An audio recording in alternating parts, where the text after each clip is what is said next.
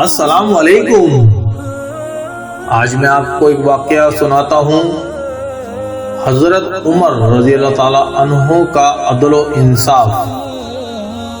قیصر نے اپنا ایک قاصد حضرت عمر فاروق رضی اللہ تعالی عنہ کے حال و احوال معلوم کرنے کے لیے بھیجا۔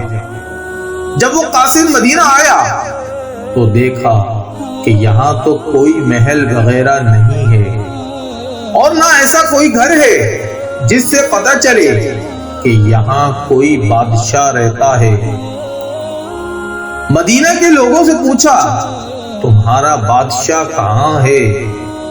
تو لوگوں نے کہا کہ ہمارا بادشاہ تو کوئی نہیں ہے، ہاں البتہ ہمارے ایک امیر ہیں جو اس وقت مدینہ سے باہر کہیں گئے ہوئے ہیں۔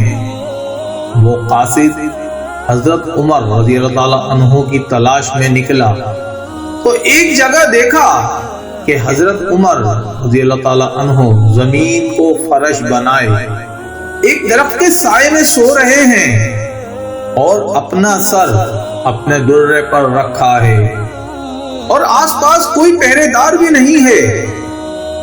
یہ کیسا آدمی ہے کہ بادشاہوں کو اس کی ہیبت اور روب کی وجہ سے چین نہیں آتا، اور اس کی ظاہری حالت یہ ہے۔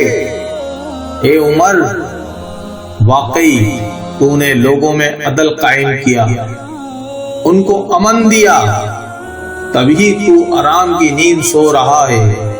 اس کے مقابلے میں ہمارا بادشاہ ظلم کرتا ہے، ہر وقت خوف اس کے سر پر سوار رہتا ہے، راتوں کو نیند نہیں آتی۔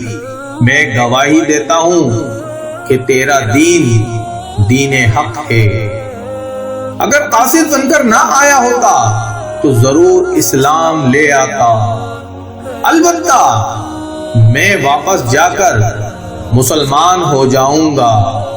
میرے دوستوں اور عزیزوں، آپ کو یہ واقعہ جیسا لگا ہو کمنٹ باکس میں لازمی بتائیے گا، اور پسند آیا ہو تو لائک، شیئر اور سبسکرائب لازمی کریے گا۔